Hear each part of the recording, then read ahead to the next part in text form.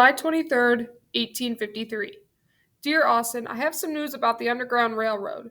I found out at dinner that it's not underground at all, and not even a railroad. When I asked Miss Amelia about it, she seemed real surprised.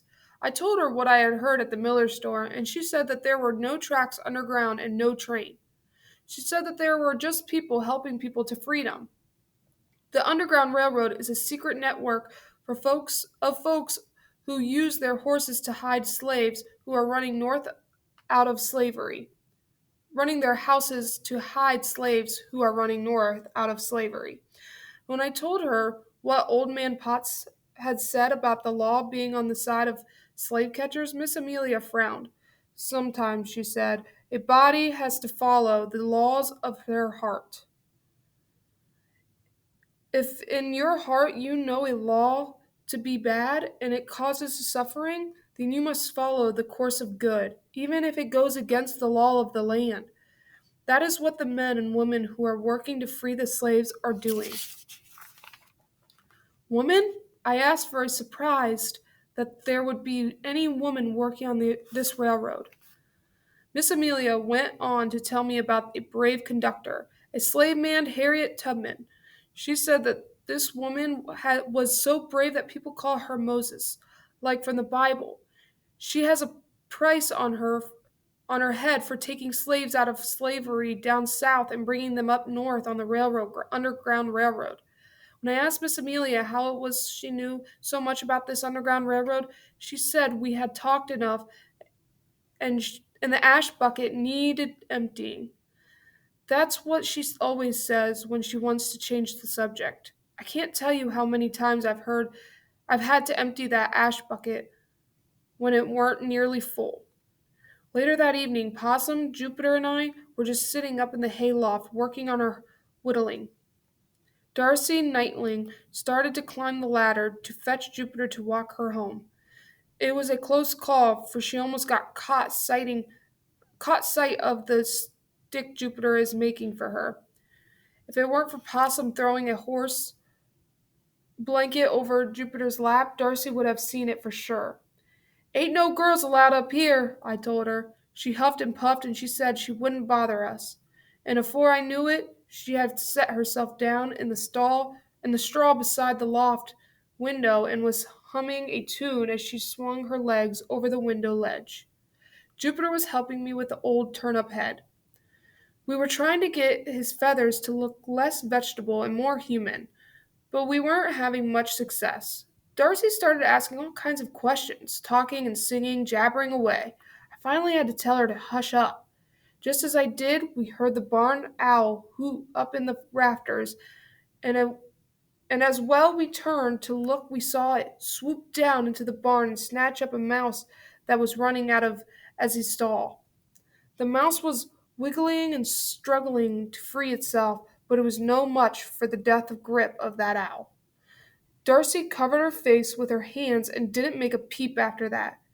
She's got a big mouth for a little girl, but I suppose her heart's just as big, especially when it comes to tiny critters. I'm sitting in the kitchen I'm sitting at the kitchen table as I write this, and a room is full of our favorite smell. Do you remember what it was? Heartworm cherry pie. There are 4 pies cooling in the pie safe. Miss Amelia has taken 2 baking for Preacher Tully and his old father who lives with him. Seems she can't bake them just one pie, but insists on 2 and sometimes 3. Possum says that maybe Miss Amelia is the preacher, either either that she is trying to bake herself into heaven. I wish you were here, Austin, so you could finish off we could finish off one of these pies together the way we used to. Guess I'll just have to work on one alone. I hope Roommate is baking something special for you right now. You're about to be grinning, Brother Levi.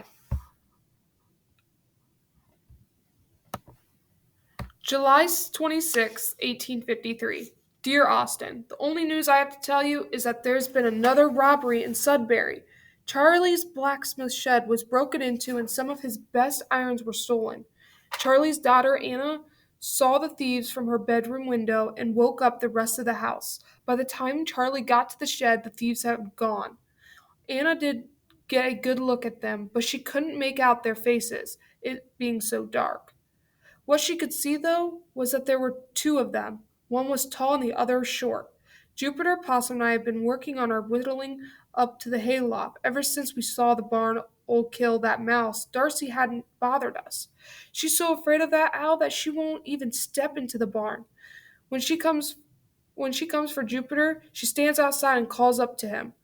If we see that she's getting braver and coming closer, we just start hooting and she runs away. I was telling Jupiter and Possum that I had found out about the Underground Railroad, and Jupiter's eyes got mighty big. I asked him if he'd know any more about it, but he just shrugged as if he didn't. Possum had other things on his mind, namely worms. When Possum gets on a new subject, he'll go about it for days. The subject of worms is what he's been stuck on for all week. He says he's been studying them and he figures out that they're smarter than dogs. I said they weren't, and I went on to say that it would take a mighty dumb person to consider a worm smart. Jupiter grinned and pointed to Possum. He was only fooling, but Possum didn't take it that way. He said that neither of us had the brains God gave a squirrel and marched off home. Possum's got a short fuss, and when he's proved wrong, it's like to blow. I expect he'll get over it in a few days time.